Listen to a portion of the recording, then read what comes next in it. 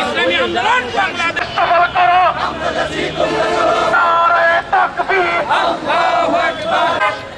চলো চলো ঢাকা চলো, সমাবেশ সফল করো।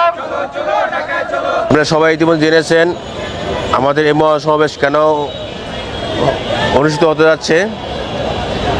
যে সংস্কার, বিচার ও ফেয়ার পদ্ধতিতে নির্বাচন দাবিতে আমাদের এই মহাসমাবেশ। আলহামদুলিল্লাহ আমরা জানি জুলাই আগস্টের বিপ্লবের পরবর্তী বাংলাদেশ। আমরা চাচ্ছি যে সংস্কার, বিচার এবং ফেয়ার পদ্ধতি নির্বাচন, মানে এই দাবিগুলো আদায়ের লক্ষ্যে আমাদের মহাসমাবেশ। আমরা চাচ্ছি যে বাংলাদেশের প্রত্যেকটা নাগরিকের, প্রত্যেকটা ভোটের তার হিসাব হোক, প্রত্যেকটা ভোটার তার ভোটের তার সম্মান পাক, তার অধিকার পাক। এই জন্যে আমরা পীর সাহেব চরমনাইর যে আহ্বান করছে ফেয়ার পদ্ধতি নির্বাচন, এই জন্য আমাদের ফেয়ার পদ্ধতি নির্বাচনে আমরা আহ্বানে মাঠে নেমেছি।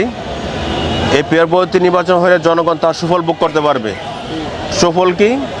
যে বাংলাদেশে নতুন করে কোনো ফ্যাসিস্ট জন্ম হবে না, বাংলাদেশে আবার পতিত স্বৈরাচার সৃষ্টি হবে না, জনগণ তার সুষ্ঠু একজন ন্যায়পরায়ণ শাসক পাবে এবং প্রত্যেক নাগরিক তার অধিকার ফিরে পাওয়ার জন্য ভালো জনপ্রতিনিধি সংসদে পাঠাবে।